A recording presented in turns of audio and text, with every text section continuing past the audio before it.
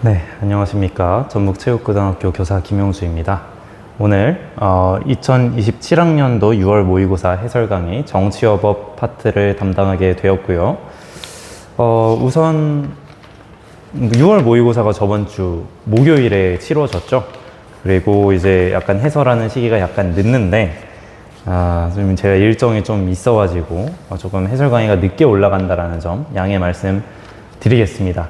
그래도 좀 오래 걸린 만큼 좀 더 철저하게 분석해서 준비를 했으니까요. 같이 한번 잘 들어가 보도록 하겠습니다. 우선 6월 모의고사 치르시느라 고생이 정말 많으셨고요. 정치여법 같은 경우에는 좀 무난하게 나왔습니다. 그러니까 딱 적당한 정도의 난이도라고 저는 생각이 들고요. 이번 시험에서 조금 점수가 못 나오셨다고 하더라도 조금 더 분발을 해서 다음 시험 때 좀 더 잘 보면 되겠습니다. 결국 모의고사이기 때문에 여기에 일희일비하지 마시고 차분차분하게 준비해 나가면 되겠습니다. 자, 그러면은 슬금슬금 한번 들어가 보죠. 네, 1번 문제고 가장 기본적인 문제이죠. 한번 보겠습니다. 정치를 바라보는 관점에 대한 이야기이고 A와 B는 모두 뭔가를 정치라고 보지만, 자, 그러면은 두 개가 좁은 의미의 정치, 넓은 의미의 정치 둘 중 하나일 텐데 모두 가를 정치라고 본다라는 것은 여기는 국가 권력의 행사, 이것과 관련된 내용이 가에 들어가야 되겠죠. 그지? 그리고 A와 달리 B는 나를 정치라고 보지 않는다라고 하고 있기 때문에 B는 이거를 정치라고 보지 않는데요. 그러면 넓은 의미가 포괄하는 개념이었고 좁은 의미는 오로지 국가 권력의 어떤 정치 권력의 행사, 유지 이런 것들만을 정치라고 봤단 말이에요. 좁은 의미의 정치는. 그러니까 뭔가를 정치라고 보지 않는데요. B는. 자, 그러니까 B가 좁은 의미이고 그걸 전부 다 포괄할 수 있는 A가 넓은 의미의 정치가 되는 겁니다. 여기서도 이렇게 추론할 수 있어야 돼요. 그러면 나를 정치라고 보지 않는다고 보고 있기 때문에 나는 뭐가 돼야 되느냐? 국가 권력의 행사, 유지, 획득 이것과 관련이 없는 내용이 여기 들어가야 되는 것이죠. 근데 여기서 추론을 못 하셨어도 괜찮습니다. 밑에도 다 나와 있어요. A가 국가를 포함한 모든 사회 집단 내에서 나타나는 이해관계, 대립과 갈등을 조절하고 해결하는 과정을 정치라고 본다면, 그러니까 이 내용이 전부 다 뭐예요? 넓은 의미의 정치가 이야기하는 내용들이죠. 자, B는 정치 권력의 획득, 유지, 행사 과정과 관련된 국가 고유 활동을 정치라고 보기 때문이다. 그러니까 B가 좁은 의미의 정치랑 관련이 있다는 걸 확인할 수가 있는 것이죠. 자, 그러면 A는 넓은 의미의 정치, B는 좁은 의미의 정치입니다. 넓은 의미의 정치는 국가 형성 이전의 정치 현상을 설명하기에 적합하죠. 좁은 의미의 정치는 다른 사회 집단의 활동과 구별되는 국가 활동의 특수성을 인정하고 있죠. 국가 권력이 행사하는 것만, 그러니까 국가의 고유 활동을 정치라고 본다는 것은 국가는 다른 집단과 다른 고유한 무엇인가가 있다라고 이야기하는 것이기 때문에 인정하고 있는 것이죠. A에 비해 B는 다운화된 현대사회의 정치 현상을 설명하기에 적합하다. 이건 바뀌어야 되겠죠. 가에는 국무위원회 국회에 출석하여 국정 처리 상황을 보고하는 것이 들어갈 수가 있네요. 국가의 고유한 활동이 여기 나와 있기 때문이죠. 그지? 자, 나에는 아파트 내 공동사용시설의 활용 방안을 입주민들 투표로 결정하는 것이 들어갈 수 있죠. 그죠? 그죠? 그게 들어가야 좁은 의미의 정치는 정치라고 보지 않고 넓은 의미로 보는 애들은 정치라고 보는 것이기 때문에 들어갈 수가 있다. 그래서 답은 4번 이렇게 해주면 되는 겁니다. 자, 다음 2번입니다. 법치주의 이야기를 한번 해보면 법치주의의 필요성을 강조하였다. 하지만 의회에서 제정된 법률에 따른 통치라면 법률의 목적이나 내용이 실질적 정당성을 고려하지 않는 A. 그럼 A는 뭐야? 형식적 법치주의가 되겠죠. 로는 법치주의 이상을 실현하는데 한계가 있었다. 이에 대한 반성으로 통치의 근거가 되는 법률이 그 형식뿐만 아니라 목적이나 내용까지도 헌법의 이념에 부합하도록 해야 된다라고 보는 실질적 법치주의가 등장하게 되었다라는 것이죠. 자, 그렇다면 볼게요. A는 사법작용과 행정작용이 법률에 규束되지 않는다고 본다? 이거 전혀 아니죠. 실질적 법치주의든 형식적 법치주의든 국가 권력의 행사에 있어서 법의 법률에 구속되어야 한다라고 보는 게 법치주의잖아요. 법의 지배이기 때문에 행정작용과 사법작용이 전부 다 법률에 구속되어야 한다고 보는 거, 형식과 실질적 법치주의 모두가 해당되는 말입니다. B는 실질적 법치주의는 입법자에 의한 기본권 침해 가능성을 간과하고 있지 않죠. 그거를 인식하고 있는 거지. 입법자들이 법률을 만들 때 법률이 어떤 정의에 부합하지 않은 이런 법률을 만들 수 있다라는 거를 강조하고 있어서 등장한 거잖아요, 이제. 실질적 법치주의는. 그지? 법률에 근거한 독재 정치를 정당화하는 논리로 악용될 수 있다는 비판을 받는 건 B가 아니라 형식적 법치주의의 이야기가 되는 것이죠. 실질적 법치주의와 달리 형식적 법치주의는 위헌법률 심사제의 필요성을 강조한다. 이거 싹 바뀌어야 되겠죠. 그지? 바뀌면 맞는 말입니다. A와 B 모두 국가 권력의 자의적 행사를 방지하기 위해 통치자가 법의 구속을 받아야 한다고 본다? 맞아요. 이게 법치주의에 대한 설명이라고요, 이게. 권력의 자의적 행사를 방지하기 위해 통치자가 법의 구속을 받아야 된다. 이게 법치주의인데 A는 이 법의 형식만을 강조한 것이고 실질적 법치주의는 형식과 어떤 실질, 목적을 전부 다 강조한 것이죠. 자, 그 정도만 다른 겁니다. 답은 5번이고요. 3번 한번 볼까요? 자, 이제 우리나라의 정치, 국가기관들에 대한 설명이 나와 있죠. A는 C의 장에 대한 임명권을 가진대요. 자, 그러면은 여기서 여러분들이 약간 판단은 되셔야 돼요. 대통령이 여기에 속할 겁니다. 뭔가 임명하는 건 대통령이니까요. 그죠? 대통령은 C는 A 선거의 효력을 다투는 선거소송을 관할한다. 자, 대통령 선거의 효력을 다투는 선거소송을 담당하는 건 대법원입니다. 자, 근데 대통령은 대법원의 장에 대한 임명권을 가진다? 이것도 맞는 말이 되는 거죠. B는 A의 발의로 제안된 헌법 개정안에 대한 의결권을 가진다. 일단 의결권을 가지고 있기 때문에 B는 의회가 되는 것이고, 우리나라로 따지면 국회. 그리고 대통령도 헌법 개정안에 발의를 할 수가 있었죠. 기억을 하셔야 됩니다. 자, 재신된 진술 중에서 B를 견제하는 수단이 지금 드러나지 않고 있대요. 우리 헌법은 A가 가를 통해서 국회를 견제하고 C가 나를 통해서 국회를 견제하도록 하고 있다라고 이야기를 하고 있습니다. 되시죠? 자, 보겠습니다. A는 감사원장에 대한 임명 동의권을 가지는 것은 A가 아니라 B가 되는 것이고, 대통령은 임명을 하는 것이죠. 대법원은 지방법원 단독판사의 명령에 대한 항고사건을 관할한다? 전혀 말이 안 되죠. 자, 지방법원 단독판사의 명령에 대한 항고사건이기 때문에 여기는 지방법원 합의부가 여기에 해당하겠죠. 그지? 뭐 대법원이 여기가 될 수 없습니다. 지방법원 합의부가 여기에 해당한다.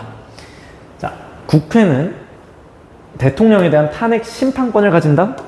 대충 휘뚜루마뚜루 봤으면 맞았다고 했을 수도 있는데 탄핵 심판권이 아니라 탄핵 소추권입니다.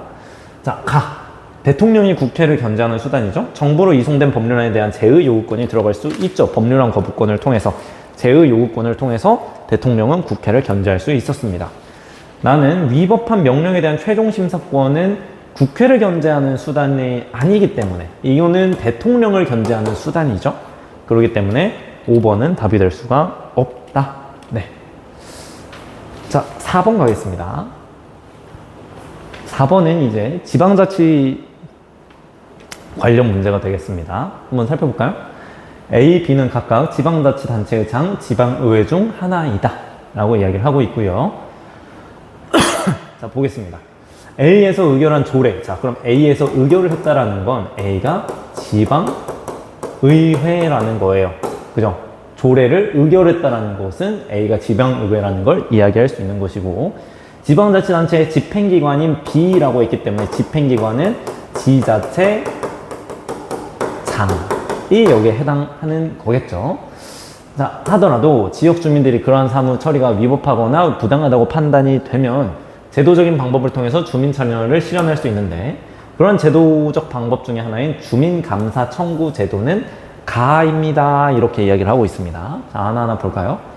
지방의회는 지방자치단체를 아니죠. 이거는 지방의회가 아니라 지방자치단체의 장이 여기에 해당합니다. B는 법령 또는 조례 범위 내에서 그 권한에 속하는 사무에 관하여 규칙을 제정할 수 있죠. 그죠? 위임 사무에 관해서 규칙을 제정할 수 있다라고 우리 이야기를 했었습니다. 근데 이 규칙을 제정할 때 얘네들을 위반해서 제정할 수는 없다 그랬어요. 상위법의 범위 내에서 그 권한에 속하는 사무에 관하여 규칙을 제정할 수 있다. 이해가 되시죠? 자, A는 지방의회는 지방자치단체장이 편성한 지방자치단체의 예산안에 대한 심의 확정권을 가지죠. 우리 대통령과 국회의 관계를 보셔도 돼요. 대통령이 예산안을 편성을 하면 잠시만요. 잠시만 기다려보세요, 여러분.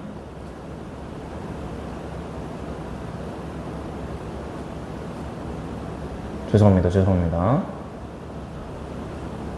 네, 좋습니다. 오케이. 네. 흐름이 끊겼네요. 자, 어디까지 했지? 그지. 대통령 이야기를 했잖아요. 대통령이 편성한 예산안을 국회가 심의 확정을 해줘야, 의결을 해줘야 그 예산을 쓸 수가 있었죠. 지방자치단체도 마찬가지라는 거예요. 지방자치단체장이 편성한 예산안에 대해서 지방의회가 심의 확정권을 가집니다.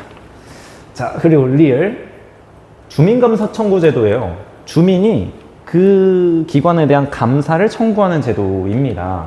근데 주민들이 직접 선출한 대표들의 직을 그 임기 중에 주민들의 투표로 상실시키는 제도, 이거는 주민 소환 제도이기 때문에 답이 될 수가 없는 것이죠. 주민 감사 청구 제도가 아닙니다. 그래서 답은 니은 디귿 3번이 답이 되는 겁니다.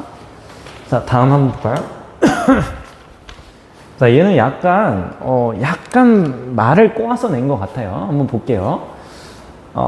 A와 B가 지금 A, C는 정당 이입 집단 시민단체 중 하나입니다. A와 B는 땡땡구 관내 1, 2 지역 중 어디에 공공도서관을 건립할 것인지에 대해서 의견을 수렴을 해왔대요. 그러니까 A가 정당 이입 집단 시민단체 중 하나의 이 둘이, 그러니까 근데 각각 설문조사를 지금 한 겁니다. 각각. 그죠? A가 뭐고 B가 뭔지는 모르지만 일단은 설문조사를 했다. 자, 한번 볼게요. 지역상인이 이익 증진의 목적으로 구성된 정치참여 집단의 구성원 다수는 주요 상점 및 밀집해 있는 1지역의 도서관 건립을 희망하였다. 그러니까 지역상인의 이익 증진을 목적으로 한다. 특수이익을 목적으로 하고 있다는 것이죠. 공익이 아니라 사익을 위해서 하고 있다는 점에서 지금 이익 집단과 관련된 설명인데, 이익 집단과 관련된 설명인데, 그래서 이 구성된 정치참여 집단, 그러니까 이익 집단의 구성원 다수는 1지역의 도서관 건립을 희망하였대요. 자, 그러면 1지역의 대다수가 희망한 것의 이 조사 결과는 이 A의 조사 결과잖아요. 그죠? 자, 그러니까 A가 이익 집단이 되는 거예요, 지금. 그러니까 A와 B가 자신의 집단에 소속된 구성원들을 대상으로 의견을 수렴했다라고 했잖아요. 근데 이익 집단의 경우에는 얘네들이 1지역 도서관 건립을 희망했대요. 자, 그런데 결과가 여기 나와 있잖아요. 1지역에 가장 많이 한 애들이 A니까 얘가 이익 집단에 대한 설명이었는데 A가 지금 1지역에 많이 건립해달라고 이야기를 하고 있으니 A가 이익 집단이구나, 이거를 확인할 수 있는 겁니다. 반면 공익을 목적으로 하는 지역 주민들이 자발적으로 구성한 정치참여 집단, 자, 여기까지는 모르겠지만 이 뒤까지 보면 알겠죠? 이게 시민단체에 대한 이야기이고, 구성원 다수는 도서관이 없어 주민들이 불편을 겪고 있는 이 지역의 도서관 건립을 희망하였대요. 이 지역에 주로 희망하는 거 B였네요?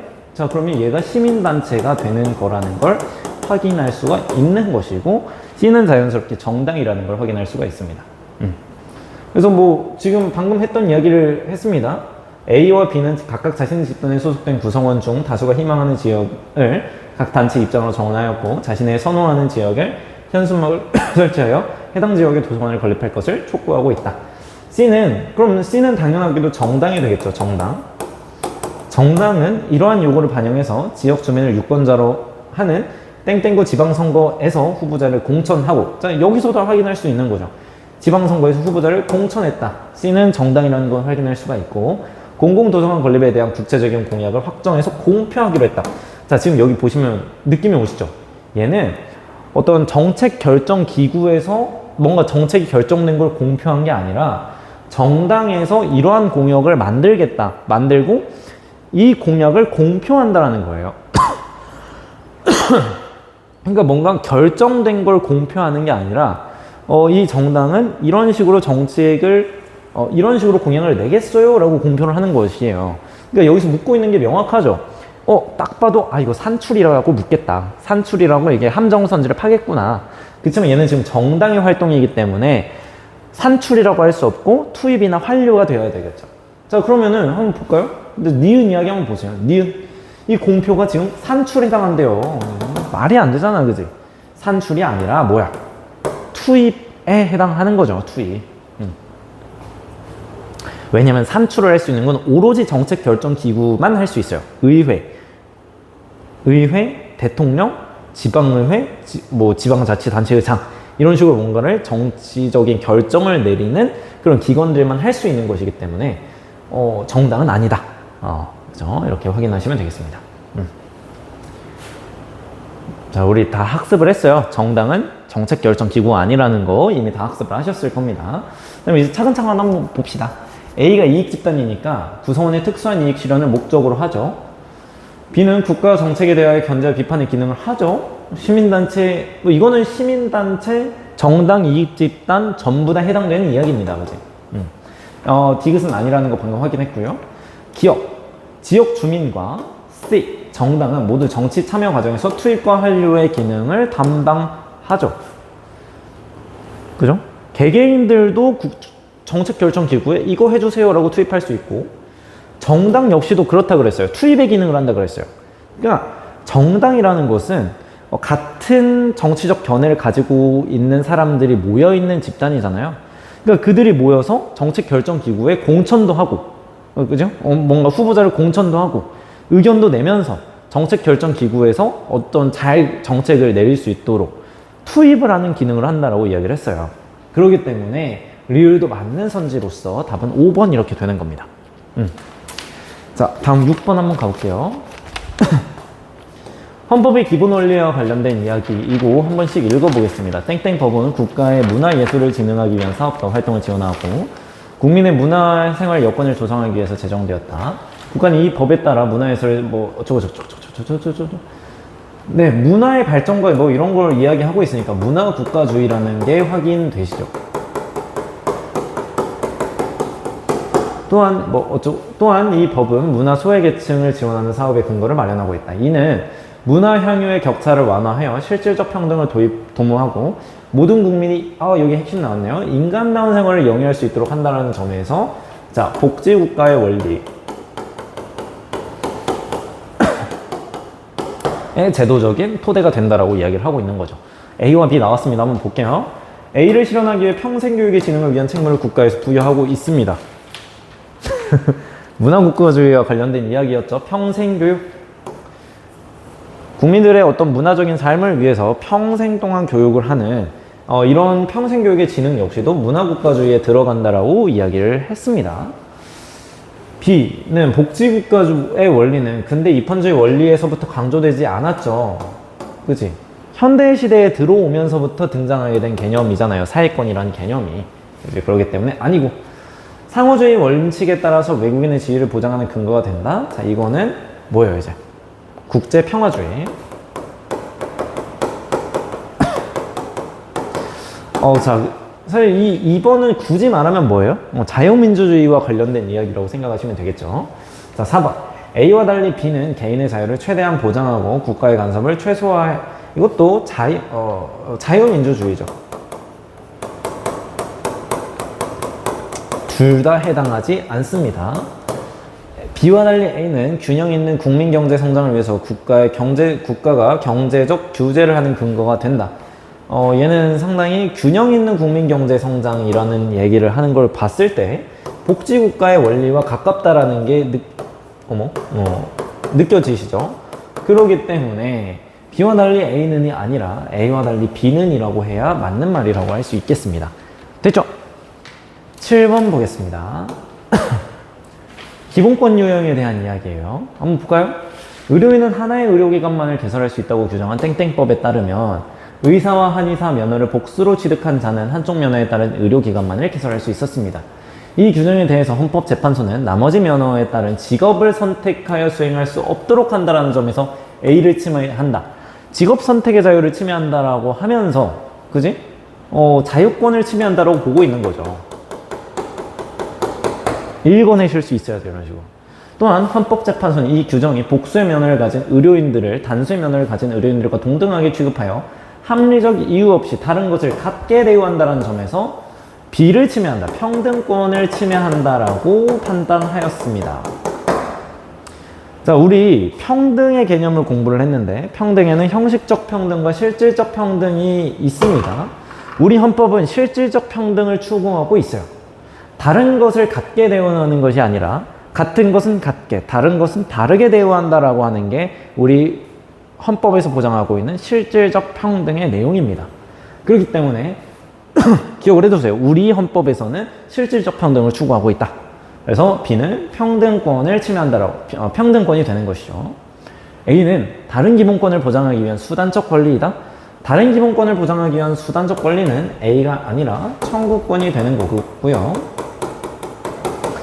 실질적 평등 실현을 위해 등장한 적극적 권리이다. 적극적 권리다라고 이야기를 하는 것은 그냥 약간 적극적인 권리는 약간 참정권과 관련된 이야기고, 실질적 평등 실현을 위해서 등장한 적극적 권리다. 약간 애매모호합니다. 일단은 A랑은 관련이 없죠. A랑은 관련이 없고, 뭐 이제 적극적 권리라고 하면은 실질적 평등 실현을 위한 적극적 권리라고 하면은 약간 사회권과 관련된 내용이라고 할 수가 있겠죠. 그지? 뭐 애매하긴 하지만 사회권이라고 할 수도 있고, 적극적 권리란 말이 있으니까요. 그죠? 사회권에 가깝다라고 생각하시면 되겠습니다. B는 다른 기본권 보장의 전제가 되는 권리이다. B는 평등권이었기 때문에 답은 3번이 맞죠. 평등권의 특징이잖아요. 기본적으로 평등해야 내가 누리는 자유도 평등하게 누릴 수가 있고, 사회권도 평등하게 누릴 수 있고, 참정권도 평등하게 누릴 수 있고, 청구권도 평등하게 누릴 수가 있는 거예요. 일단 평등해야 다른 기본권이 보장이 된다고. 내 위에 누군가가 있어. 내 위에 만약에 왕이 있어. 그러면 내 자유를 그 사람이 나를 지켜주겠어요? 아닐 거잖아요. 일단 평등해야 다른 기본권이 지켜질 수가 있다. 이런 의미였었죠. 자, 4번. 평등권은 국가기관의 구성과 운영에 참여할 수 있는 능동적 권리다. 참정권 이야기이기 때문에 틀렸고요. A와 B 모두 과잉금지 원칙을 준수하더라도 법률로서 제한할 수 없다. 과잉금지 원칙을 준수한다면 제한할 수 있습니다. 어떤 권리든지 간에. 뭐 제한할 수 없는 권리는 딱 그런 것들밖에 없어요. 생명권 이런 것들이죠. 그런 거 말고는 전부 다 우리가 과잉금지 원칙을 준수해서 법률로서 제한할 수 있습니다. 확인해 주시면 되겠고요. 그래서 답은 3번이었습니다. 8번 한번 볼까요? 8번은 약간 이제 인지 부조가 약간 올 수도 있는데 한번 같이 보겠습니다. 같은 고등학교에 재학 중인 갑과 을이래요. 일단은 갑과 을이 고등학생이네. 자, 여름방학 5주 동안 함께 아르바이트를 하기 위해서 친권자와 상의한 후 상시 근로자 10명이 고용된 병과 근로계약을 체결했대요. 자, 그러면은 상의를 했다라는 것은 법정 대리인의 상의를 하고 체결했다라는 것은 동의를 받았다는 이야기겠네. 그지? 동의를 받았다라는 것을 확인하시면 되겠고요. 체결된 근로계약 내용에 따르면 업무 내용은 매상 정리이고 근무일은 매주 화요일부터 토요일까지, 휴일은 일요일, 월요일. 소정 근로 시간은 10시부터 8시까지니까 8시간 일하는데 휴게 시간 1시간 있네? 그러면 7시간 일하는 거네요. 그지? 휴게 시간 잘 줬네요. 그죠? 임금은 시간급으로 법정 최저임금을 주고 임금에 있어서는 문제가 없습니다. 근로기준법상 병은 을과 달리 갑에 대해서는 그 연령을 증명하는 가족관계 기록, 이거를 사업장에 갖춰둬야 된대요. 자, 그렇다면 갑에 대해서만 하면 된다는 거잖아요. 그럼 갑만 연소근로자라는 거네. 그치? 갑만 연소근로자라는 건 뭐야? 얘가 15세 이상 18세 미만이라는 소리죠. 자, 그럼 뭐야? 을은 뭐야? 을은 일단 고등학생이니까 18세 이상 19세 미만인 거죠. 그러니까 뭐 18세인 거죠, 이제. 18세인 거죠. 얘는 연소 근로자고 얘는 연소 근로자가 아닌 미성년 근로자인 겁니다. 자, 이런 상황 한번 볼까요? 갑과 달리 을은 친권자가 동의가 없더라도 독자적 둘 다 친권자의 동의가 없어도 청구할 수가 있죠. 대표적인 함정선지였고요. 갑이 15세라면 을과 달리 갑은 근로계약 체결을 위해 고용노동부 장관이 발급한 취직 인허증이 요구된다. 이게 요구되는 건 뭐예요? 15세 미만인 경우죠. 얘가 지금 나이가 몇 살인지는 모르겠지만 15살이라면 이거 안 받아도 돼요. 왜냐면 이게 필요한 건 15세 미만의 자들이다.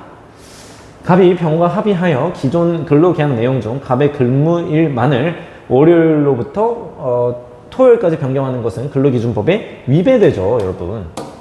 지금 이렇게 되면 6일 근무예요. 6일 근무를 하게 되고 지금 7시간 근무를 하게 되는 거잖아요, 그죠? 지금 이게 얼마야? 42시간을 근무하게 됩니다. 이러면 일주일에. 자, 근데 이 친구 갑은 뭐였어요? 연소 근로자였어요. 연소 근로자는 일주일에 35시간 근로할 수 있고요.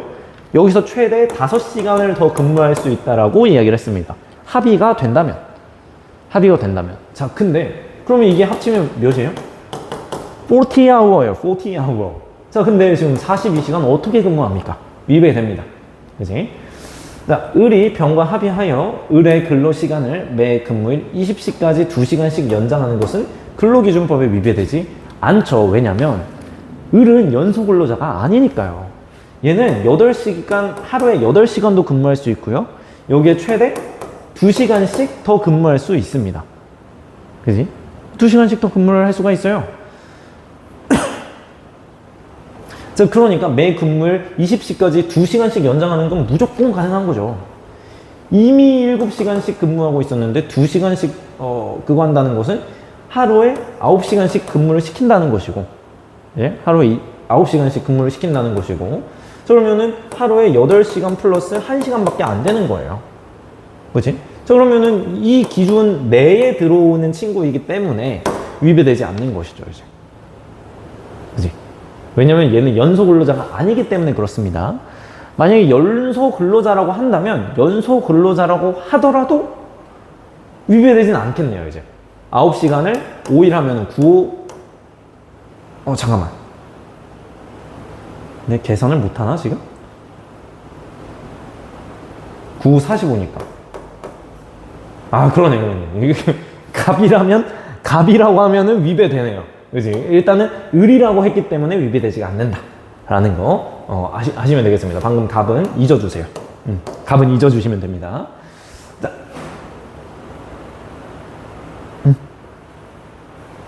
자, 병에 대한 이야기 한번 해볼까요?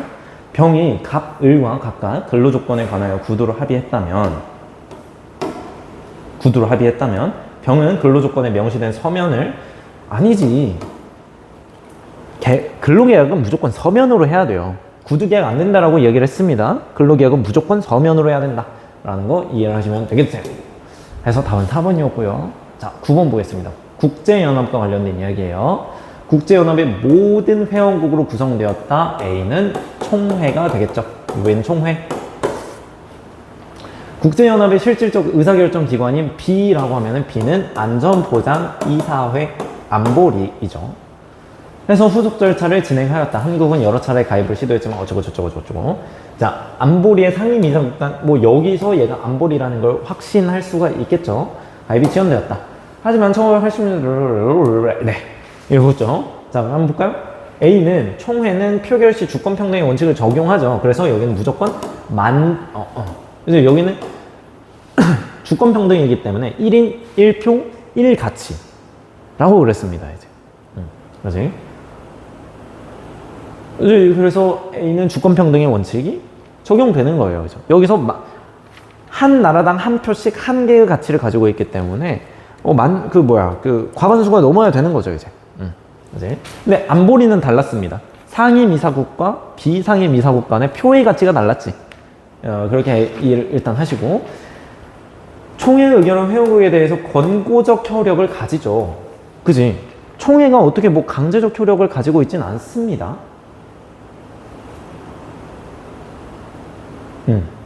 그래서 안전보장이사회가 안전보장이사회도 뭔가 강제적으로 한다기보다는 약간 적절한 조치를 취한다 이런 표현을 쓰잖아요. 그러니까 국제연합은 어떤 개별 국가에 대해서 강제적인 조치를 취하기는 쉽지가 않습니다.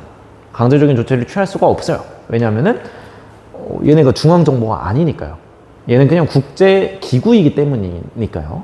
그래서 결국에는 BA의 의견은 회원국에 대해서 권고적인 효력을 가진다라는 것을 이해를 해 두셔야 되는 것이죠.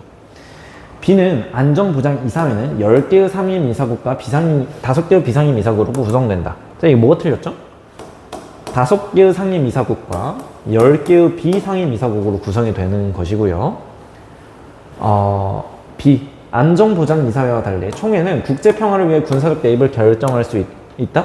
이거는 안보리가 가지고 있는 것이죠. 안보리만이 국제평화를 위해서 국제평화유지군을 움직일 수가 있는 권한을 가지고 있습니다. 그래서 안전보장이사회가 실질적인 의사결정을 한다라고 이야기를 하는 거예요. 이제. 그래서 답은 1번 이렇게 되는 겁니다. 10번 볼까요? 자, 10번 한번 보면 약간 어지러울 수 있습니다. 갑의 컴퓨터 매장에서는 입학생을 대상으로 뭐 이런 판매가 진행 중이래요. 그래서 을은 평소에 갖고 싶었던 노트북 가격이 300만 원이고 매장에 재고가 없지만 일주일 후에 입고된다는 갑의 설명을 들었대요. 을은 내일 100만 원을 지급한 다음 일주일 후 200만 원을 지급하고 노트북을 인도받아도 되는지 문의하였고 갑이 동의하였다. 청약과 승낙이 이루어졌습니다. 여기서 계약이 체결됩니다. 그죠? 그래서 을은 자신의 신분증을 제시하고 갑과 노트북 매매 계약서를 작성하였습니다. 을은 다음날 용돈으로 모은 100만 원을 갑에게 송금하고 그날 저녁 을의 법정 대리인 병에게 잔금을 지급해달라고 했습니다. 이에 병은 갑에게 전화해서 계약 내용에 대해서 물어보았고 병은 갑과 을이 약속한 잔금 지급일에 자신의 이름으로 갑에게 200만 원을 송금하였대요. 자, 그럼 여기서 뭐예요? 병. 을의 법정 대리인인 병이 200만 원을 송금했다는 이야기는 뭐지? 동의했다는 이야기죠? 추인했다는 이야기죠? 그지? 동의했다는 이야기입니다. 그지? 송금했다라는 거는. 그지? 그래서, 알렸고, 갑은 잔금이 입금되었음을 알고도 매장에 입고된 노트북을 을에게 인도하지 않았대요.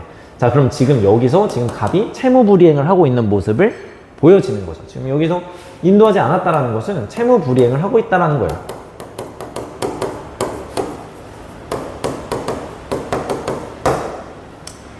자, 며칠 후 을은 중고 물품 거래 사이트에서 동일한 성능의 다른 노트북 200만 원에 판매한다는 글을 보게 되었다라고 이야기를 하고 있습니다. 보시죠. 갑은 병으로부터 200만 원을 지급받은 때부터 병에게 채무불이행 책임을 진다? 아니죠.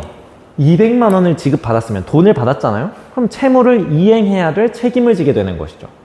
근데 채무를 이행해야 될 시기 안에 채무를 이행하지 않으면 그때부터 채무불이행 책임을 지는 거예요. 자, 그러니까 지금 이게 왜 틀렸냐면 채무 이행을 할 책임을 지는 것이죠. 그리고 뭐 병에게 그러니까 을과 병에게 채무 계약의 당사자는 일단 을이기 때문에 병에게 하는 것도 아니죠. 을에게 채무를 이행할 책임을 집니다.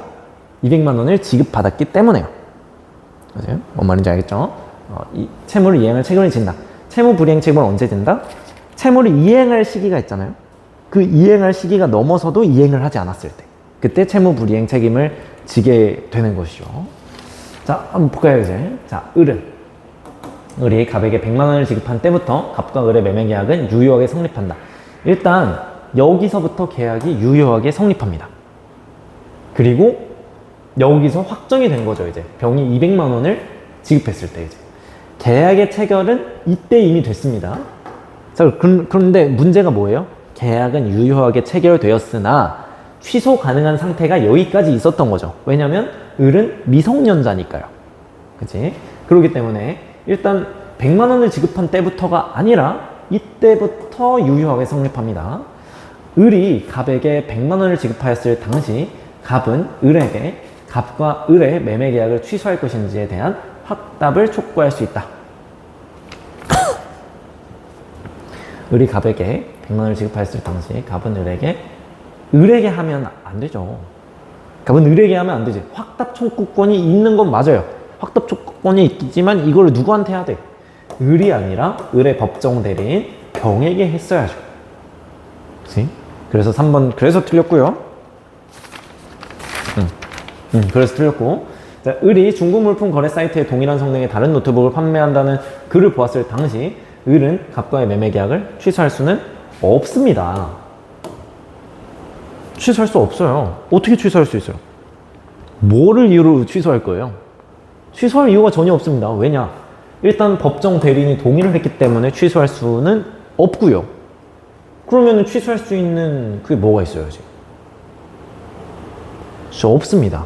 그냥 얘가 지금 채무불이행하고 있다라는 사실을 알게 되었기 때문에 우리가 할 수 있는 건 계약을 해제한다거나 아니면은 손해배상 청구를 한다거나 채무불이행으로 인한 손해배상 청구를 한다거나 이 정도만 할 수 있는 것이죠. 취소할 수는 없습니다. 아시겠죠? 그러면 병이 을의 법정 대리인이 갑에게 전화해서 갑과 을의 계약 내용에 대해서 물어보았을 당시 갑은 을과의 매매 계약을 철회할 수 없죠. 왜? 신분증 봤잖아요. 신분증 봤다 그랬잖아. 자, 그러면 얘가 미성년자인 거 알았을 거 아니에요. 그지? 미성년자임을 알면, 자, 그러니까 미성년자와 거래한 상대방은 철회권을 가지고 있지만 이 철회권을 가지고 있는 그 상대방이 미성년자임을 알았다면 철회권을 행사할 수가 없죠. 그지? 그렇기 때문에 철회할 수 없다가 맞는 말이 되는 겁니다. 왜냐하면 미성년자임을 알았기 때문에. 그죠? 자, 좋습니다. 자, 이제 11번 민법의 기본 원칙 한번 들어가 볼게요. 자, 갑과 을이 갑소유의 이 건물에 대해서 매매 계약을 체결하고 소유권을 이전하지 않은 상태에서 이 건물에 대해서 갑과 병이 자 그러니까 갑이 을과도 체결을 하고 갑이 지금 병과도 매매 계약을 체결한 경우 특별한 사정이 없는 한 A에 따라 갑과 을의 계약, 갑과 병의 계약은 모두 유효합니다. 자, 그럼 A는 뭐겠어요? 사적 자체 원칙이겠죠. 그러니까 두 명과 이렇게 계약을 해도 유효해요. 유효합니다. 자, 그러나 병이 땡땡 건물에 대한 갑과 을의 계약 체결을 알고도 이 건물에 대해서 자신과 매매 계약을 체결할 것을 적극적으로 요청하고 유도했다면 갑과 병의 계약은 계약 공정의 원칙에 따라서 무효가 되는 것이죠.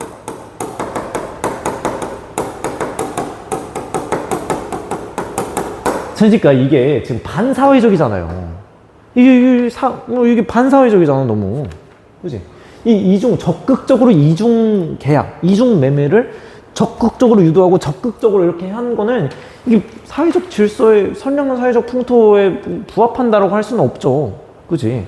그렇기 때문에 이런 경우에는 반사회적 행동이기 때문에 계약 공정 원칙에 따라서 무효가 되도록 처리를 하고 있습니다, 우리가 이제.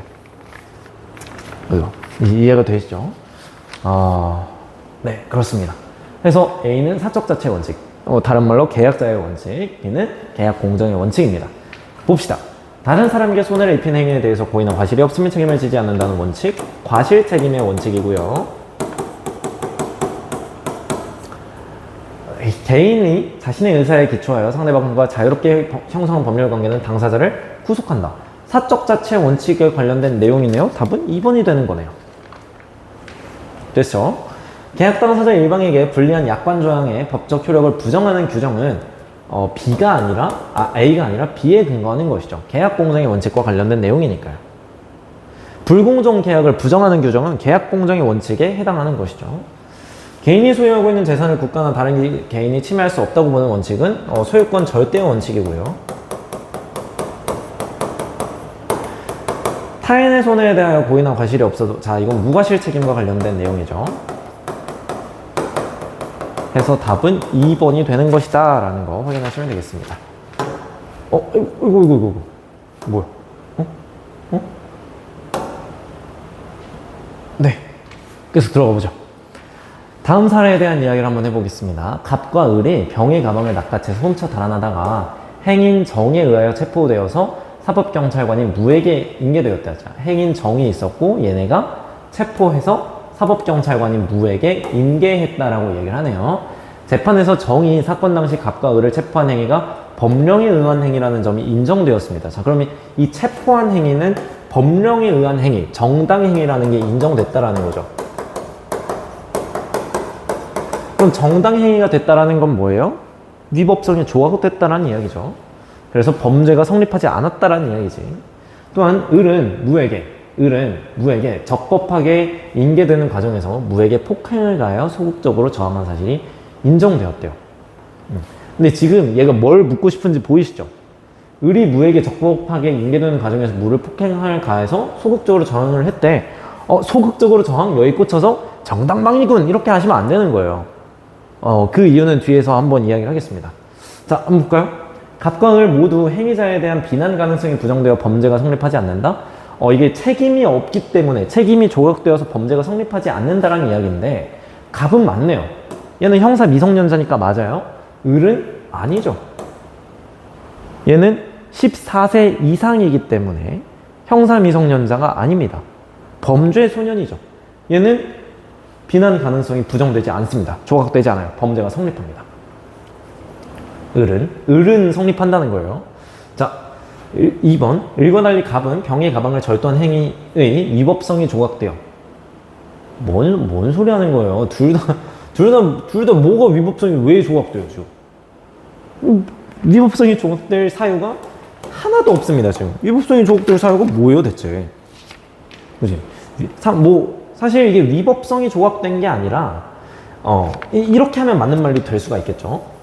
을과 달리 갑은 가방을 절도한 행위에 책임이 조각돼요. 이렇게 말을 할 수 있겠어요, 책임. 근데 뭐 위법성이 조각됐다 이건 말이 안 되죠. 자, 정의의 체포 행위는 위법성이 조각되어 범죄가 성립하지 않습니다. 그죠? 정당 행위이기 때문이니까. 여기서 인정해줬잖아요. 법령에 의한 행위다. 정당 행위다. 라고 인정을 해줬기 때문에 답은 3번 이렇게 되는 거고요. 무를 폭행 4번. 무를 폭행한 을의 행위는 이거 이야기를 하는 거네요. 정당방위에 해당하여 범죄가 성립하지 않는다. 자, 이게 왜 정당방위가 아닐까요? 정당방위라고 하려면 자기 또는 타인에게 주어지는 위법한 부당한 침해. 다시 뭐라고? 부당한 침해에 저항하는 거예요. 자, 근데 적법하게 인계되는 과정이 부당한 침해예요? 아니란 말이지. 아니에요. 그렇잖아요, 그죠? 얘는 적법하게 인계되는 과정에서 폭행을 가한 것이기 때문에, 그죠? 그 정당방위에 해당할 수가 없는 거예요. 정당방위라고 하려면 현재 자기 또는 타인에 대한 현재의 부당한 침해에 저항하는 것이어야 하는데 얘는 부당한 게 아니라 적법하게 인계되는 과정 속에서 저항을 한 것이어서 정당방위라고 할 수가 없다라는 겁니다. 이제 무슨 말인지 알겠죠? 자, 병이 당시 현장에서 가방을 빼앗기지 않기 위하여 갑에게 폭행을 가한 경우 병의 행위는 자구행위에 해당하여 범죄가 성립하지 않는다. 이게 자구행위라고 하기는 어렵죠. 자구행위와 관련된 이야기는 내가 나중에 뭐 지금 얘를 붙잡지 않으면 내 청구권이 보전이 안 될 것 같아. 그때 붙잡는 거지. 지금 가방을 빼앗기지 않기 위해서 한다는 것은 현재의 위법한 침해로부터 나를 보호하기 위해서 폭행을 가한 것이기 때문에 이거는 자구행위가 아니라 정당방위에 대한 이야기가 되는 것이죠. 그치?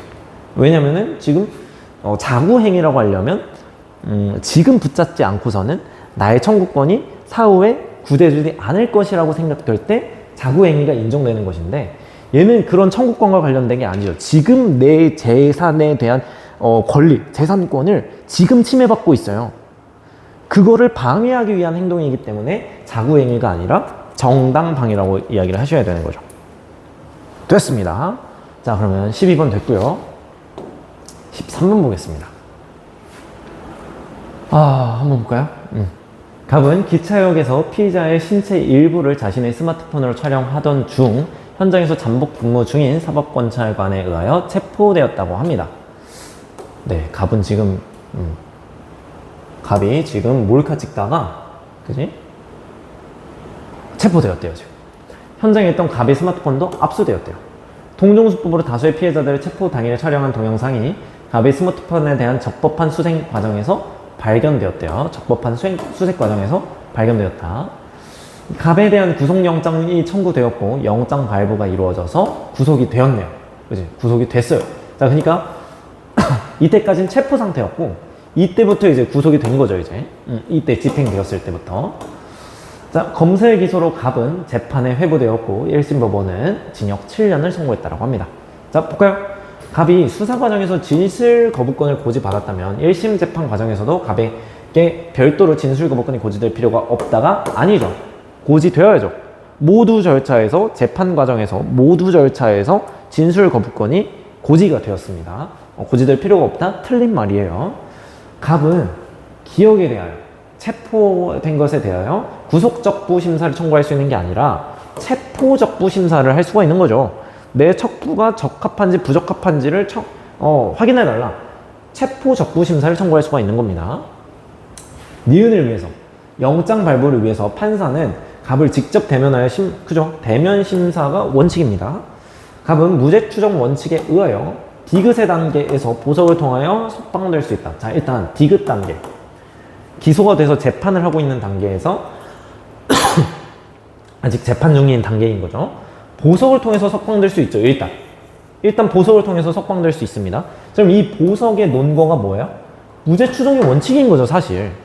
얘가 재판이 끝날 때까지는, 판결이 나오기 전까지는 일단 무죄로 추정하기 때문에 이런 게 가능한 거죠. 이 정도 추론할 수 있어야 됩니다. 얘가 재판 중인데, 피고인인데 보석을 통해서 나갈 수가 있대. 그럼 이게 뭐에 기반한 것이냐? 무죄 추정의 원칙이 있기 때문에 이게 가능한 거라는 거죠. 그래서 답은 디귿, 리얼 이렇게 되는 겁니다. 디귿, 리얼. 되셨죠? 14번 보겠습니다. 네, 여기서부터 좀 시간이 좀 걸리겠네요. 네, 저도 이제 이쪽 파트는 이제 계산을 좀 하고 이래야 되는 파트이기 때문에 저도 조금씩 보면서 한번 해보겠습니다. 자, 한번 가볼까요? 갑국 시기별 정부 형태는 전형적인 의원내각제 또는 전형적인 대통령제 중 어느 하나에 해당합니다. 갑국의 T에서 T 플러스 2시기 의회 전체 의석수는 500석으로 동일하대요. 의회 전체 의석은 지역구 의석과 비례대표 의석으로 구성되어 있습니다. T 플러스 1시기의 의회 전체 의석 중 지역구 의석이 차지하는 비율은 40%. 자, 그러니까 얘가 지금 지역구 의석이 40%, 비례대표 의석이 차지하는 비율은 60% 정도 된다고 하네요. 그지? 60% 이렇게 된다라고 이야기를 하고, T 플러스 1시기 지역구 의석 수는 T 플러스 1시기 지역구 의석 수는 T시기 지역구 의석 수의 절반이래요. 자, 그러면은 전부 다 500석이라고 그랬으니까 500석이 40%면은 몇 석이에요? 5, 4, 20, 200석이죠. 얘는 그럼 300석이죠. 그지? 자, 근데 그럼 여기서 이야기를 해보세요. T시기는 지역구 의석수, 그러니까 T 플러스 1시기의 지역구 의석수는 T시기 지역구 의석수의 절반이래. T시기 지역구 의석수의 절반이 200석이라는 소리는 얘가 400석이라는 소리죠. 그지? 그럼 얘가 100석이라는 소리겠고, 그지? 그러겠네요. 그죠? 그렇게 보시면 되겠고. 자, 그러면 여기까지 T 플러스 2시기 비례대표 의석수는 T시기 비례대표 의석수의 2배이래. 자, 그러면은 T 플러스 2시기는 좀 적어줘야겠네요. 자, T 플러스 2시기 선거 결과가 여기 나와 있으니까, 자, T 플러스 2시기에 지역구 비례대표 이야기를 한번 적어보면, 비례대표 의석수는 T시기 비례대표 의석수의 2배이다. 자, 그러니까 얘가 100석이니까 얘는 200석이 된다는 소리고 얘가 300석이 된다는 소리겠네요. 그치? 이해가 되시죠? 자, 그럼 볼까요? T 플러스, 자, 그럼 여기 T시기의 행정부는 법률안 제출권을 가진다. 자, 그러면 T 플러스 1시기는 의원내각제라는 소리네. 행정부가 법률안 제출권을 가지는 거는 의원내각제라는 소리잖아요. T 플러스 2시기에 국가 원수와 행정부 수반이 동일인이 아니래요. 자, 그럼 이거 무슨 말이야? 의원내각제라는 소리죠. 그지? 자, 그리고 여기 보시면은 정부 형태가 1회 변경되었대요. 딱 한 번 변했다는 소리야. 자, 그럼 얘가 T시기가 대통령제여야 되는 거죠. 그죠? 네, 뭐 나머지들은 그냥 조건과 관련된 이야기이고, T시기, T 플러스 1시기 정당별 지역구 의석률과 비례대표 의석률은 다음과 같다 되어 있습니다. 자, 그럼 여기서 또 풀 수 있는 게 조금 있습니다. 한번 볼까요? T시기, 대통령제 시기인데 C당의 대표가 의회에서 행정부 수반으로 선출될 가능성이 높다? 의회에서 행정부 수반으로 선출될 가능성이 높다? 이거 아예 말이 안 되죠. 왜냐하면 T시기는 대통령제인데 의회에서 뭘 뽑아요 지금. 그렇죠. 그렇게 확인하시면 되고, 자 여기는 뭐 열린 내각이 구성되었을 것이다. 이거는 계산을 한번 해봐야 될 것이고, T시기와 달리 T+2 시기에 의회 의원이 강요를 겸직할 수 있다. 의원 내각제, 대통령제와 다른 의원 내각제의 설명이 완벽하게 맞죠. 그래서 디귿은 여기서도 판단을 할 수 있습니다. 자 그럼 이제 A, B, C 당의 어떤 의석수를 좀 이야기를 해봐야 되겠습니다. 한번 볼게요. 자 그럼 일단은 의석수 한번 확인을 해볼까요? 지역구 지역구 의석수가 400, 100, 200, 300 이런 식으로 되어 있으니까 각자 가로치고 한번 써볼까요? A당은 지역구 40석, B당은 160석, 여기는 200석 이렇게 되는 거죠. 뭐 다 한번 써볼게요. 일단 10석, 30석, 60석이란 소리네. 그럼 여기는 60석, 40석, 100석. 자 여기는 60석, 150석, 90석. 자 이렇게 된다는 소리이고, 자 보겠습니다. T+2 시기에 의원 선거는 유권자 지역구 의원 선출을 위해 후보자에게 한 표, 뭐 전형적인 선거 형태네요. 지역구 의원 선거에서는 각 선거구별로 다른 후보자에 비해서 상대적으로 많이 얻은 후보자 1인이 선출된다. 자, 지역구 의원 선거에서는 상대적으로 많은 표를 얻은 후보자 1인이 선출된대요. 자, 그러면 이 무슨 소리야? T+2 시기에는 상대 다수 대표제. 그지? 자, 그러니까 T+2 시기 지역구 의원 선거에서는 상대 다수 대표제. 대표제가 치러진다라는 이야기가 나와 있는 거네요. 그지? 자, 그리고 비례대표 의석은 전국을 하나의 선거구로 하여 정당 투표 득표율의 의회 전체 의석수를 곱해서 산출된 수의 정수만큼 각 정당의 의석으로 배정한 후 각 정당별로 배정된 의석수에서 해당 정당의 지역구 의석수를 뺀 나머지 의석을 각 정당의 비례대표 의석으로 배분합니다. 자, 연동형 비례대표제네요. 그지? 연동형 비례대표제예요. 자, 그러니까 비례대표에서 나온 퍼센테이지만큼 일단 전체 의석수를 딱 정하고 거기에 지역구 의석수를 뺀 만큼 그 비례대표 의석을 정하는 거니까 연동형 비례대표제라는 걸 여러분들이 확인할 수 있어야 됩니다. 자 그러면 여기 공간을 조금 넓게 해서 A당, B당, C당 이렇게 있다고 했을 때 자 한번 보겠습니다. 자, 정당별로 배정된 의석수에서 이거 이야기를 했고 선거 결과 한번 보겠습니다. 정당 투표 득표율부터 보는 게 낫겠죠? 아니면 뭐 지역구 의석수부터 볼까요? 지역구 의석수부터 보면 A당이 지역구 의석률이 60%입니다. 근데 지역구 의석수가 300석이었으니까 180석이 여기 되는 거죠, 이제. 300석에 60%니까. C당은 30%네요? 그러면은 300석에 30%, 90석이 되겠네요. B당은 10석이네요? 300석에 10%, 30석이 여기 들어가는 거죠, 이제. 됐죠? 자, 그럼 비례대표. 정당 투표 득표율부터 봐야 돼요. 그러면은 정당 투표 득표율을 의회 전체 의석수로 곱해서 의석을 배정한다라고 했으니까 전체 의석수를 한번 계산을 해줘야 되는 거죠. A당이 일단 50% 득표를 했대요. 이걸 의회 전체 의석수에 곱해야 되니까 250석이 되는 거죠. 전체가 500이니까 여기에 50% 전체 250석을 배당하는 겁니다. B당 한번 볼까요? B당은 30%네요? 그러면 500에 30%. 150%죠. C당은 20%네요? 100석. 이렇게 배당을 하는 거죠. 그럼 비례대표는 어떻게 한다고? 여기에 지역구 의석수를 뺀 만큼 비례대표를 할당한다고. 그러니까 얘는 70석, 얘는 120석, 얘는 10석. 이렇게 배분하는 거죠. 자, 그럼 우리가 구할 건 다 구했습니다. 한번 볼까요? T+1시기 이제 한번 보죠. T+1시기에 연립내각이 구성되었을 것이다. 자, T+1시기 한번 볼까요? A당은 120석, B당이 190석, C당 190석입니다. 계산이 이게 맞나? 예, 어쨌든. 자, 그러면은 그 어떤 정당도 과반을 차지하지 못해요. 250석 이상을 얻어야 과반을 차지할 수 있는데 그 어느 정당도 과반을 차지하고 있지 않기 때문에 연립 내각이 구성되었을 것이다. 맞는 말이 되는 것이고 답은 4번이 되는 것이죠. 명확하게 이해를 하시길 바랍니다. 네, 그래도 이제 여러분들 이해될 만큼은 다 됐을 겁니다. 자, 아이고, 자, 여기가 이렇게 더럽게 나오네. 자, 어쩔 수가 없이, 자, 이렇게 한번, 아니지? 여러분, 잠시만요. 한번, 아이고.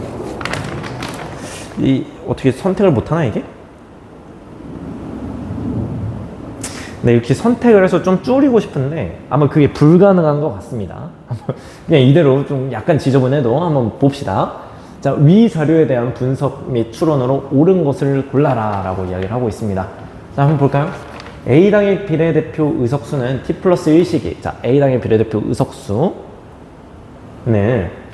T 플러스 1시기가 10석이죠? T시기. 아니지.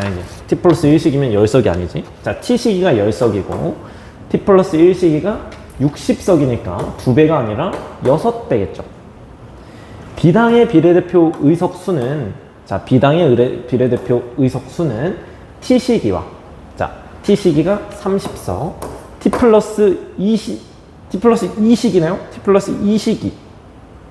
120석이에요, 지금. 뭐가 동일합니까, 지금? 저 동일하지 않습니다.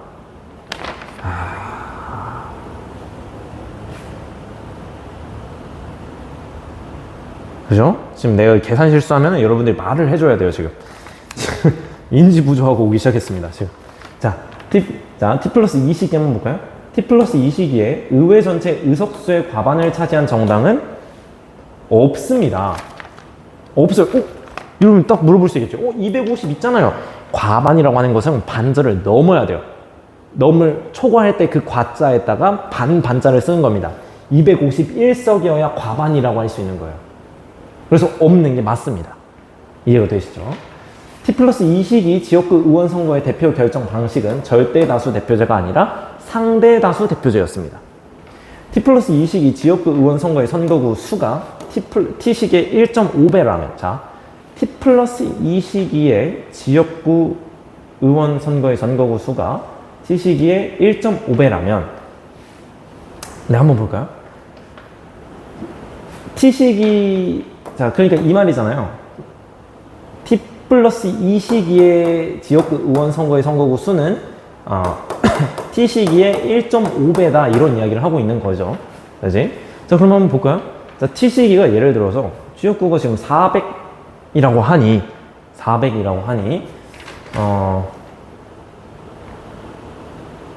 뭐 예를 들어서 그냥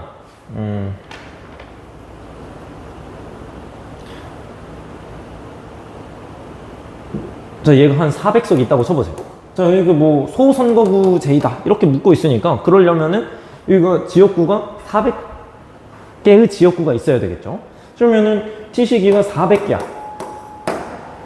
자, 그러면 T 플러스 2시기가 400의 1.5%, 600개의 지역구가 나올 수가 있나요, 지금? 지역구 의석수가 300석밖에 안 되는데? 말도 안 되죠? 말도 안 되는 거예요, 지금. 말도 안 되잖아요, 그죠? 그지?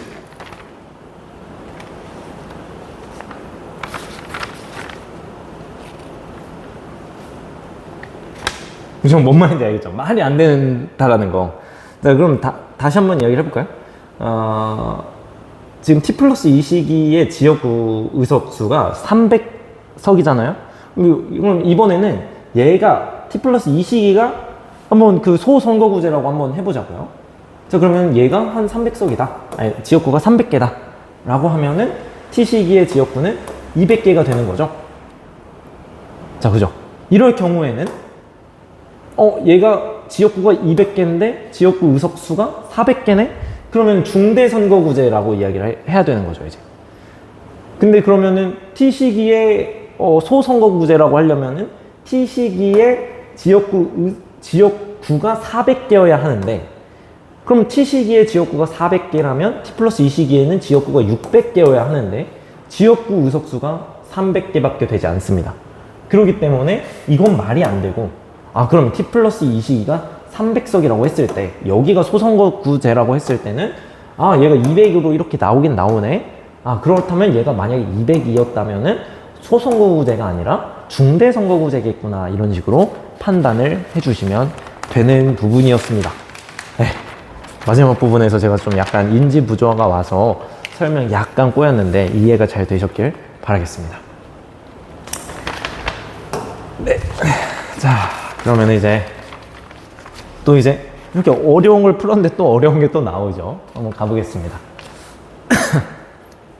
자, 저는 이런 경우의 문제 같은 경우에는 먼저 도식을 그려가면서 문제를 푸는 습관이 있어요. 여러분들도 한번 이런 습관을 한번 들여보는 게 좋겠습니다.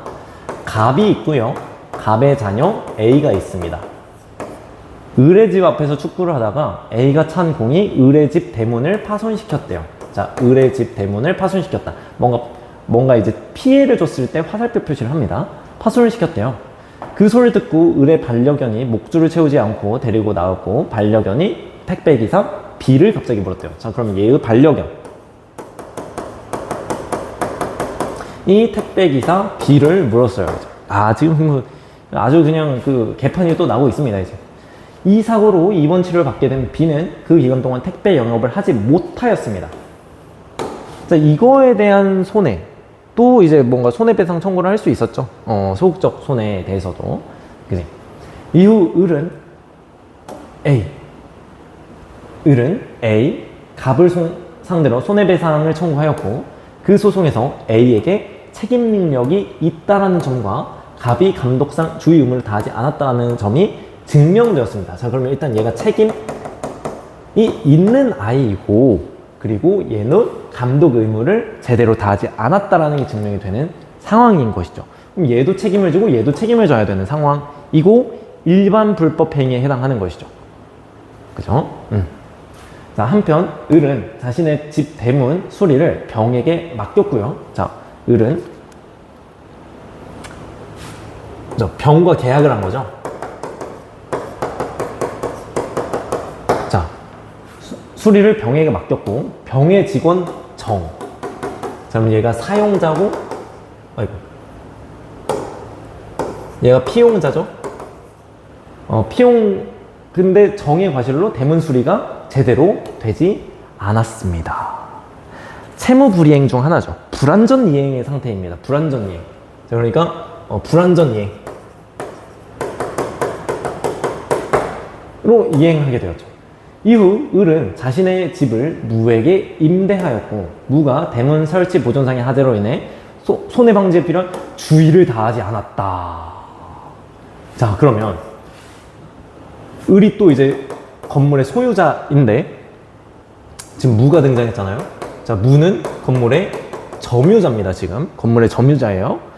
하던 중 설치 보존상의 하자로 대문이 떨어져서 C를 다치게 하였다. 자, 그러니까 이 건물이 이렇게 있다 라고 했을 때, 이 건물입니다. 건물이 있다 했을 때 이 건물에 의해서 C가 다치게 되었습니다.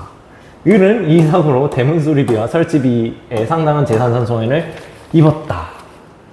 복잡하지만 도식을 그려보면 이렇게 도식도 그렇게 간단해 보이지는 않네요. 도식을 그려보면 이렇게 간단하게 나옵니다. 이제. 자, 붙겠습니다. 을은 B가 입원 치료 기간 동안 일하지 못해 생긴 임금 손실을 배상해야죠. 적극적으로, 그지? 영업을 하지 못했잖아요. B의 반려견 때문에. 그러니까 배상을 해야죠. 이 부분에서 손해배상을 해야 됩니다. 갑은 을에 대하여 A의 법적 감독 의무자로서 특수불법 행위를 지지 않는다. 맞는 말입니다. 왜요? A가 책임 능력이 있기 때문에 특수불법 행위 책임이 아니라 일반 불법 행위 책임을 진다라고 얘기를 했었습니다. A가 책임 능력이 있는 경우에는 일반 불법 행위 책임을 집니다. 그치? A가 책임을 져야 되는 거예요. 근데 갑은 A의 감독 의무자로서 그 불법 행위에 책임을 지는 것이죠. 그러니까 책임 능력, 얘도 책임을 가지고 있기 때문에 일반 불법 행위가 되는 것이죠.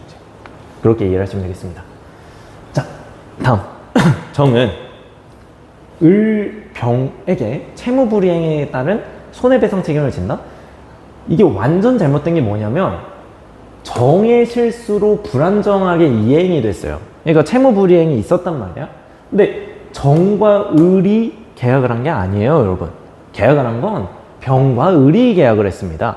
그러니까 채무 불이행 책임을 진다라고 하면은 병과 을이에요. 자, 그러니까 이 손해배상 책임을 지는 것은 병이 을에게 손해배상 책임을 져야죠. 예, 이해가 되십니까? 예, 그렇게 확인을 하셔야 되고요. 왜냐면은 계약 당사자는 병과 을이니까요. 정은 그냥 피용자였을 뿐입니다. 채무불이행과 관련해서는 그렇단 이야기예요. 또 이제 뭐 불법행위를 가지고 논했다라면은 또 뭐 다른 식으로 이해를 했겠지만 일단 채무불이행과 관련된 내용이니까 이렇게 이해를 하시면 되겠습니다. 자, 다음 무는 C에 대하여 공작물 점유자로서 특수불법행위 책임을 집니다. 왜? 추이 의무를 다하지 않았어요.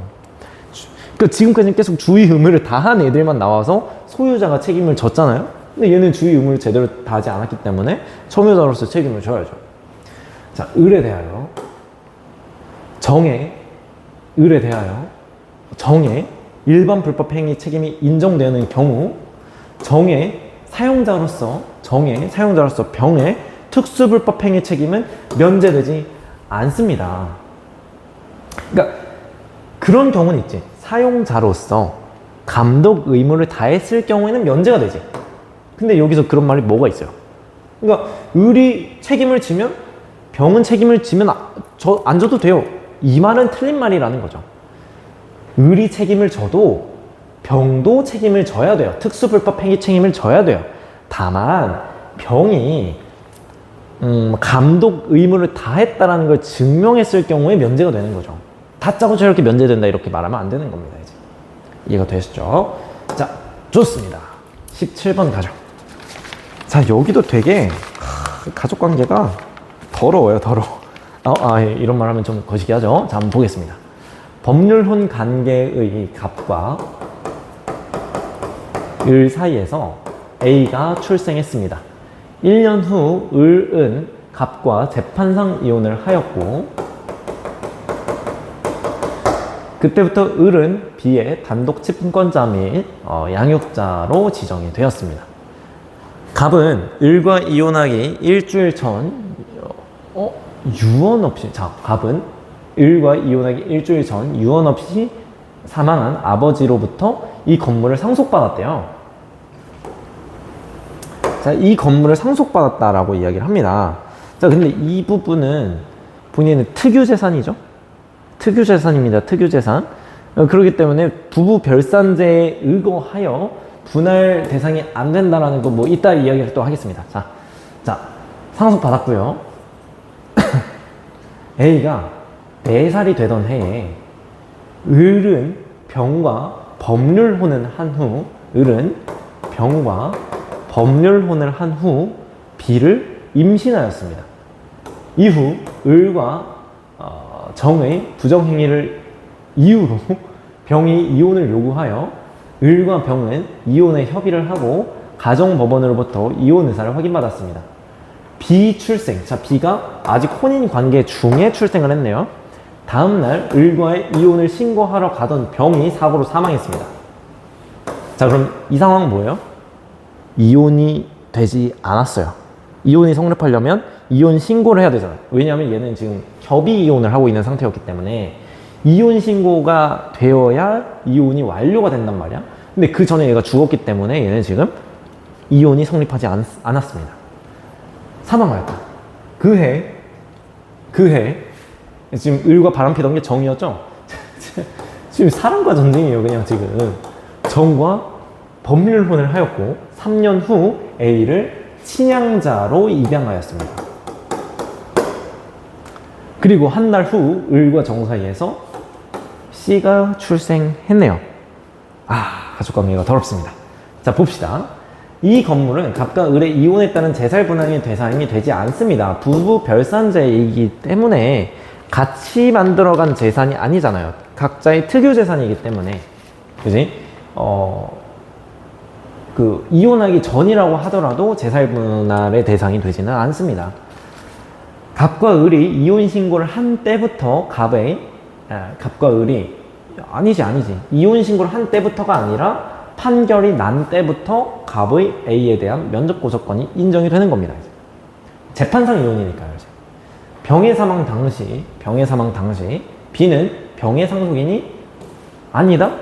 병의 상속인이죠.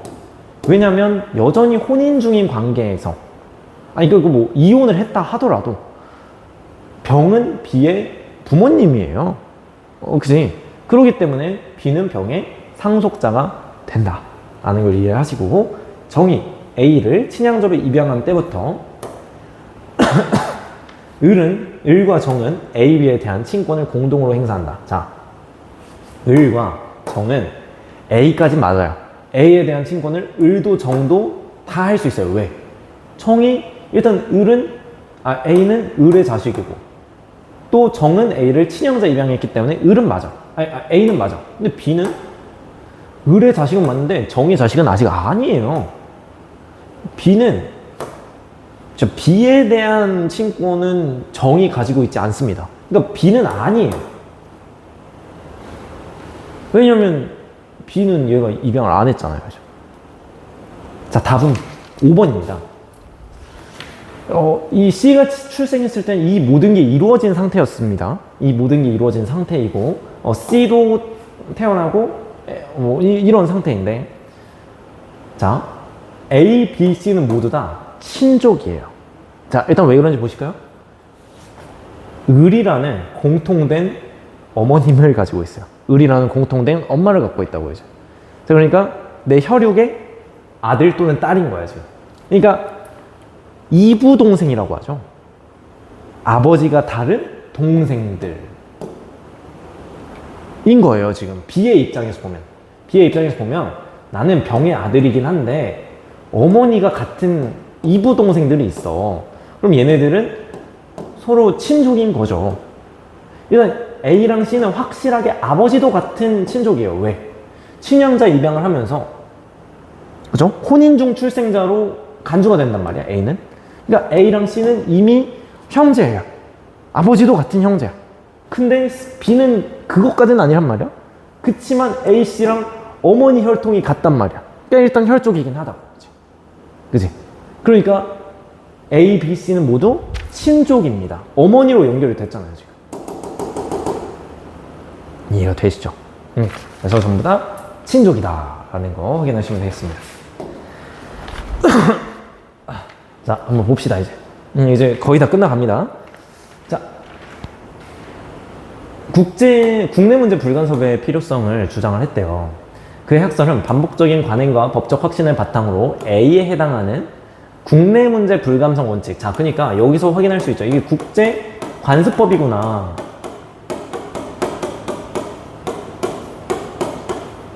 확인할 수 있고, 이 원칙은 국제연합의 회원국이 동의하여 체결된 B. 자, B라고 하면은, 자, 동의해서 체결됐다라는 이야기가 나온 걸 보니까, 이 친구는 조약이구나.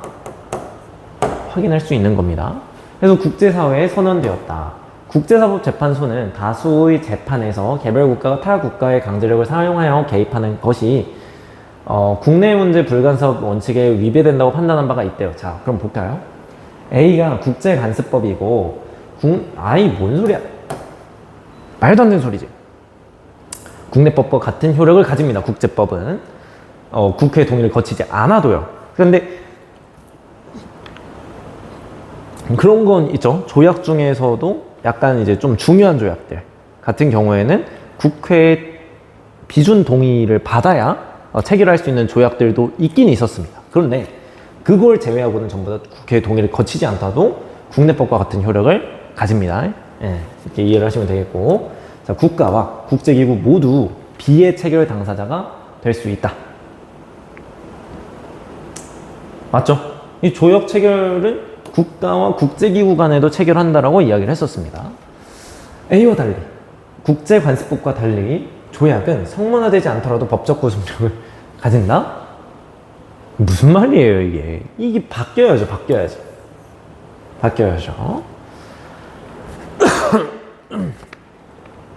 자, 이렇게 보시면 되고, 자, 기억은 원칙적으로 국제사법재판소의 관할권에 대한 분쟁 당사국 모두의 합의를 전제로 하죠. ICJ의 재판은 당사국 모두의 합의를 전제로 한다라는 거 우리 공부를 했습니다. 임의관할권을 가지고 있기 때문에 당사국 모두가 합의를 해야 된다라고 이야기를 했습니다. 그래서 답은 4번 이렇게 됐어요. 네, 답은 4번이었고요. 자, 9번 죄형법정주의 이야기 한번 해볼까요? 뭐 이 내용들에 대해서 법적으로 평가를 한번 해보는 거예요.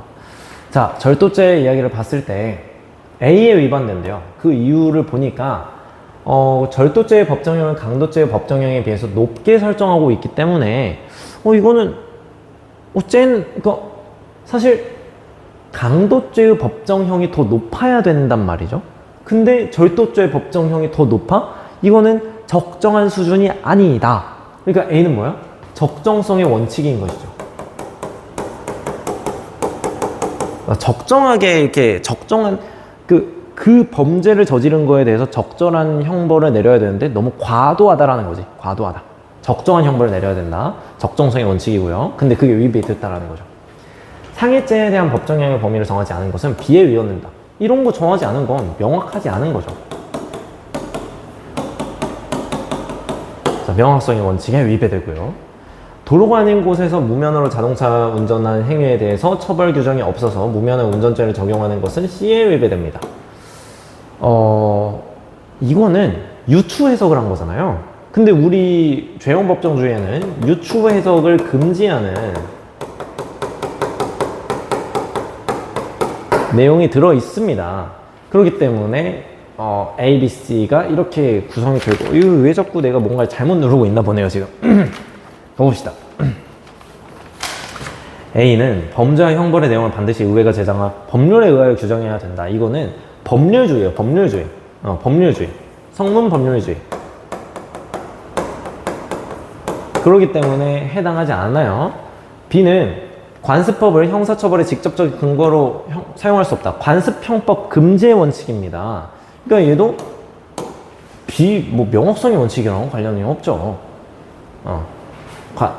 적을 필요는 없겠죠. 너무 길어서. 관습형법 금지의 원칙이고요. 3번. 유추해석 금지의 원칙은 법률의 규정이 없는 사항에 대해서 그것과 유사한 성질을 가지는 사항에 관한 법률을 적용할 수 없다라는 원칙입니다. 유추해석 금지의 원칙과 맞닿는 내용이죠.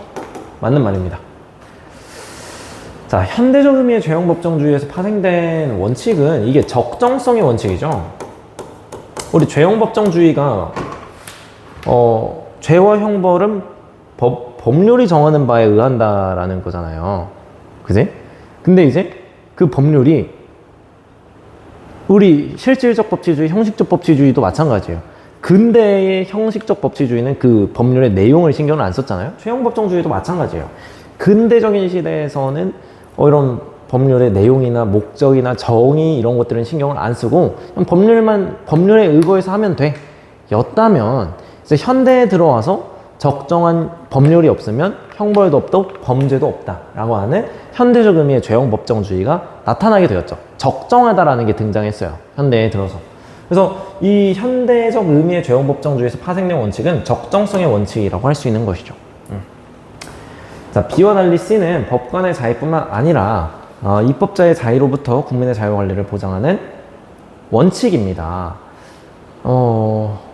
이거는 B와 달리 C는이 아니라 C와 달리 B는이 되어야 되겠죠.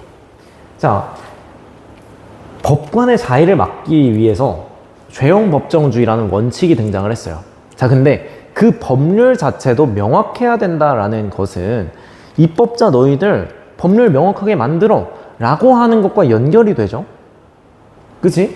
그러니까 입법자의 자의로부터 국민의 자유를 보장하는 원칙으로도 명확성의 원칙이 활용될 수가 있는 거죠. 너 자의적으로 이렇게 막 만들지 마.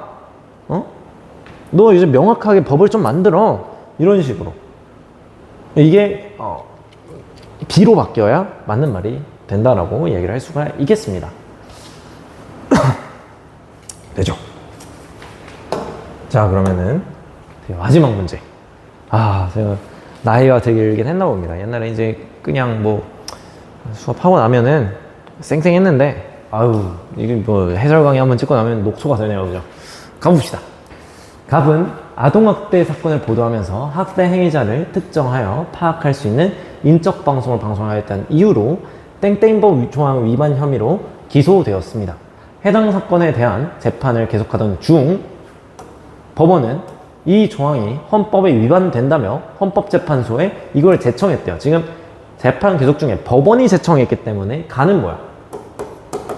가는 위헌 법률 심판이죠. 를 제청하였습니다. 이에 대해 헌법재판소는 땡땡법 조항이 과잉금지의 원칙이 위배되지 않는다고 판단했습니다. 위배되지 않는데요? 라고 이야기를 한 거죠. 한편 을은 또 다른 아동학대 사건에 관한 방송에서 아동학대로 사망한 피해 아동의 얼굴과 인적사항 등을 노출한 사실로 고발되었습니다. 검사는 을의 행위에 대해서 땡땡법 조항을 위반하여 범죄가 성립한다고 판단하고 기소유예 처분을 하였습니다. 기소유예는 범죄가 있으나 기소 안 할게 이거예요. 하였습니다. 이에 다른 구제 이런 경우에는 다른 구제 절차를 거칠 수가 없거든요. 그래서 을은 범죄가 성립되지 않았음에도 불구하고 범죄 성립을 전제로 기소유예 처분을 한 것은 자신의 기본권을 침해한다고 주장하며, 자, 자신의 기본권을 침해한다고 주장하고 있기 때문에 이건 뭘 청구하는 거야? 헌법소원을 청구하는 것이고, 그 중에서도 권리구제형 헌법소원을 청구하고 있는 겁니다.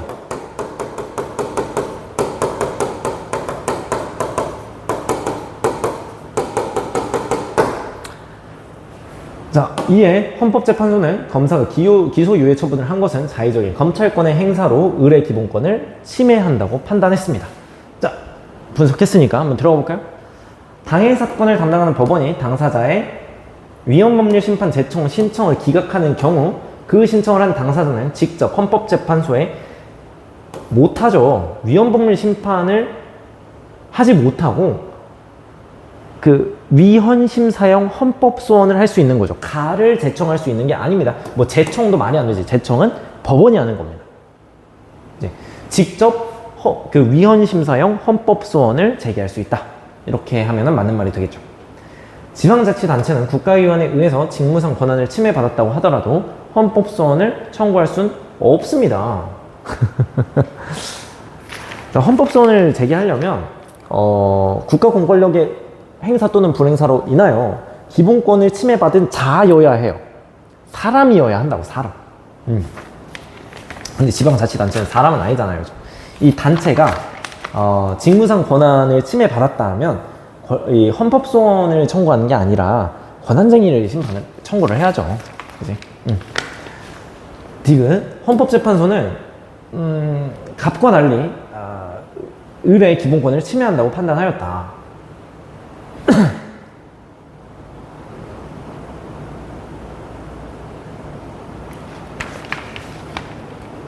자, 다시 한번 읽어볼까요?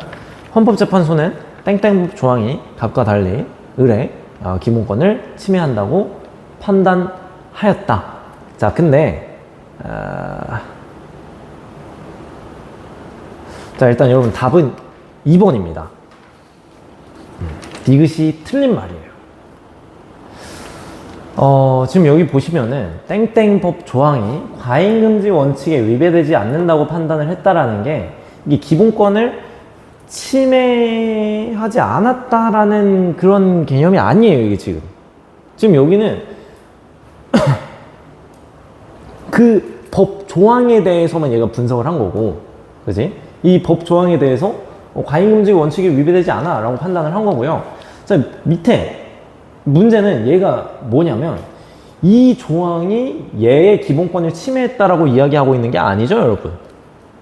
내가 방금 전에도 인지부조화 가서 설명을 잘못할 뻔했어요. 자, 지금 여기 잘 보세요. 잘 봐. 땡땡법 조항이 있긴 있어요, 여기. 땡땡법 조항이 있긴 있는데 지금 이 친구가, 그러니까 이 을이 헌법소원을 제기한 이유가 뭐예요? 이거 때문이잖아요. 이거 그 검찰이 기소유예 처분한 거 마지막도 읽어보세요. 자의적인 검찰권 행사로 인해서 기본권이 침해됐다라고 판단을 하는 거잖아요. 그러니까 이 땡땡법 조항이 침해했다라고 하는 게 아니라, 그죠? 자의적인 검찰권 행사가 기본권을 침해했다라고 판단을 하는 거죠. 그리고 그럼 이건 무슨 상관이 있느냐? 이거 아무 상관이 없어요. 그냥 이 조항을 위반했다라고 검사가 판단하고 기소유예 처분을 했는데 이 사람 입장에서는 그 검사의 판단이 마음에 안 들었던 거죠. 그 판단이 위헌적이다라고 생각을 하고 신청을 한 거지 이제. 그러니까 이 조항에 대해서 이 조항이 내 기본권을 침해했어요 이게 아니라 이 기본권 조항을 위반해서 범죄가 성립한다고 판단하고 기소 여부에 처분을 한 이 처분이 위헌적이에요. 내 기본권을 침해했어요 라고 주장을 한 거라고요. 이제. 이해가 되시죠? 그래서 둘 다 아닙니다. 둘 다 아니에요. 둘 다 아니야. 그래서 답은 2번 이렇게 되는 겁니다. 이제. 네, 여러분 정말 고생 많으셨네요. 지금 우리가 강의 시작한 지 1시간 30분이 되어 가고 있습니다. 이렇게 오래 할 줄 몰랐는데 생각보다 오래 걸렸네요. 네, 이렇게 해서 일단 그러면 마무리 인사를 좀 드려보도록 하죠. 네, 우리 지금 이번에 같이 6월 모의고사 같이 한번 풀어봤습니다. 혹시 같이 풀어봤는데 어떠셨나요? 조금 이 문항이 쉬웠을 수도 있고 어려웠을 수도 있겠는데 이번 정치화법 시험은 아까 앞에서 오프닝에서도 얘기를 했던 것처럼 약간 그냥 무난했어요. 뭐 너무 어렵지도 그리고 너무 쉽지도 않은 무난한 정도의 난이도였고 이번에 못 봤어도 괜찮은 수준이었다. 공부를 더 하시면 충분히 높은 실력으로 올라갈 수 있겠다라는 것을 이해를 하시면 되겠습니다. 우리 법조항은 상당히 세세한 부분들이 많죠. 세세하게 법조항들이 만들어져 있습니다. 지금 계속해서 그런 부분들을 자세히 건드리진 않지만 그런 요소들을 자꾸 지문에 녹여내려고 하는 습성이 자꾸 보이는 것 같습니다. 그래서 법조항 공부들을 조금 섬세하게 해주시는 게 조금 필요할 것 같고요. 그 정도로 이제 마지막 클로징 멘트를 마무리하도록 하겠습니다. 네, 여러분 이제 그 6월 모의고사 치르느라 정말 고생 많으셨고요. 이번 시험 결과에 그렇게 크게 일희일비하지 마시고 좀 더 나아가고 정진하는 여러분들이 되셨으면 좋겠습니다. 네, 고생 많으셨습니다. 저는 지금까지 정치화법 해설을 맡은 김용주 강사였습니다. 감사합니다.